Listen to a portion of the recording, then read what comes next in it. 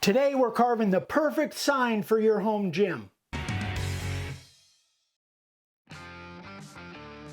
We are doing another sign for Veterans Overcoming Obstacles. This is a fundraiser. We've got a bunch of signs and we've got other stuff that we're giving away, and everybody's name that donates at least $10 goes into a bucket, and then we will have a raffle on October 6th. We'll be giving away a bunch of prizes. So we'll have a link in the description below. This is the template of the month for October of 2023. We're also using the Squares Bold font, which is one of my favorite fonts. Recently we added this and I really like this, so we're using 2" and 1.5" on this sign. All right, let's get into it.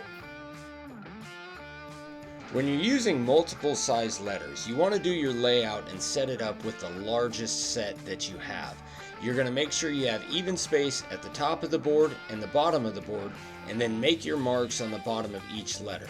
Once those marks are made, then you just use a straight edge to get your line across so you can line them all up. A common mistake when laying out signs is your spacing. So notice Dad is marking on either side of the board to get the right amount of space, and he's still leaving enough to put the template in there. When you're laying out your letters individually, you don't have to have a ton of space in between the letters. Think of it just like you would write it on a piece of paper. You want it to be nice and clear so it's easily readable. Also notice that when Dad's laying out each one of the templates, they're facing opposite of each other. So either facing opposite of each other or facing towards each other. You just don't want them facing the same way. That would look kind of weird. Once we did that, then Dad sprayed it with the primer, nice and slow, to make sure that all of the letters stayed where they were. Once it's all sprayed, you want to brush it off to get any excess spray, and then you're going to make lines at the top and the bottom of each one of your words. This really helps when you're carving to make sure that everything lines up the way it's supposed to. The first bit we used was the carving liner at 1/8 inch deep. Now, something about the carving liner is that it is great for what it's used for, and that's super fine detail like the teeth and the bottom jaw here. But Dad's only doing what he has to with that, because the rest of it we want to do with the profile. The profile bit holds an edge quite a bit longer than the carving liner, so you really don't want to do any more than you have to with it.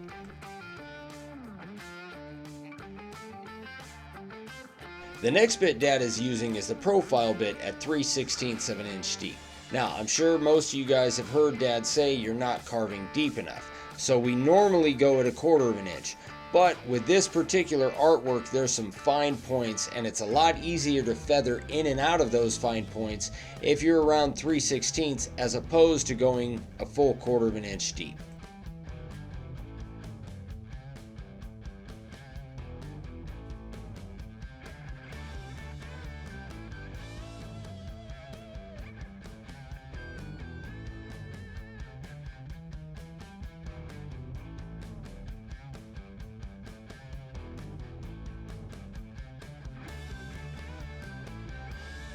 Once the majority of the work is done on the template, then Dad's going to drop it down to 1/4 of an inch deep and give himself a little bit more room in the areas where he has to use the 90° to take out the remainder of the wood.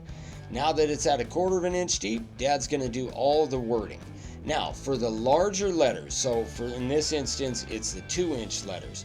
Once you get all of your inside work cut, then there's going to be a little bit of excess wood left in the middle.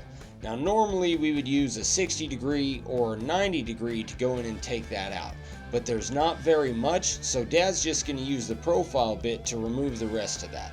And also don't forget, once it's carved, you're going to brush it all out, so you shouldn't have any problems with high spots. For the 1.5" letters, there's not going to be hardly any wood left in there once you're carving, because he's going to go on both sides of it, and the width of that bit is going to take out 99% of the wood. You can always go back in with a little skew and remove any large pieces, but there's not going to be very many.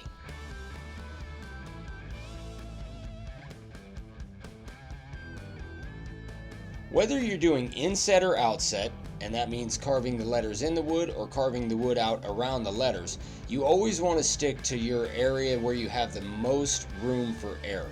So for this instance, it's inside the letter. So it's always easier to go back and take a little bit more out than it is to try to get it right on the line every single time. Remember guys, this is supposed to be fun. Don't stress yourself out by trying to get it absolutely perfect on your first pass.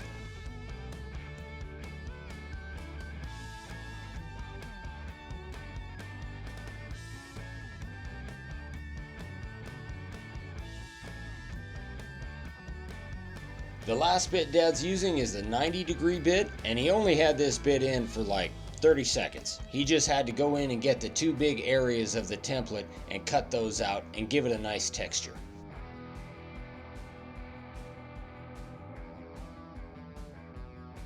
Remember to brush your signs really well once they're carved, because you don't want any chips in there that are going to blow out after you're done spraying and sanding.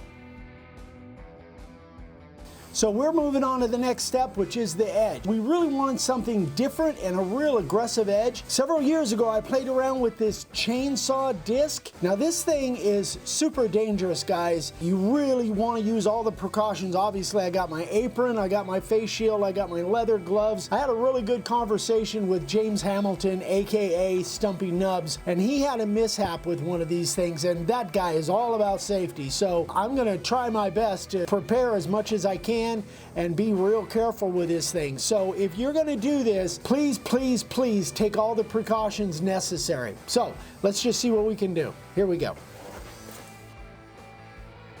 I have to admit, this little disc really made me nervous, especially after Dad talked to Stumpy Nubs. This thing will take a hand off or a finger off, probably an arm off, real quick.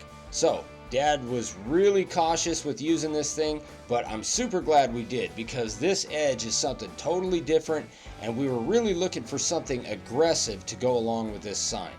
Basically all he's doing is chopping it up, giving it just kind of this random weird choppy edge. It took him a couple passes and a few practice pieces to really find the look he was looking for, but I'm pretty happy with it, and I know Dad is too. I'll leave a link in the description below for all the materials we used today, and also for the VO2 fundraiser. These guys are doing the Lord's work, and if you could go in and spare a few bucks, I know it would really help them out. When you're doing a choppy edge like this, probably the hardest part is getting everything black. So make sure when you're spraying your primer, you do it from different angles. That way you don't have any super light spots.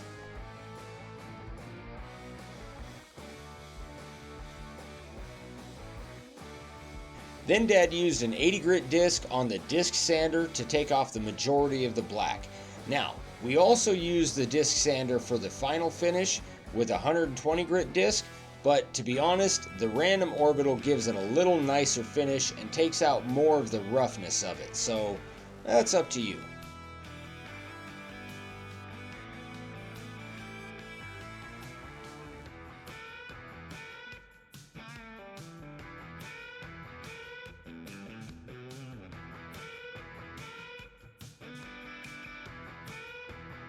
We're using the Rust-Oleum Clear for our finish, and we put about 6 or 8 coats on this thing. This is really good for indoor finish, but not so much for outdoor.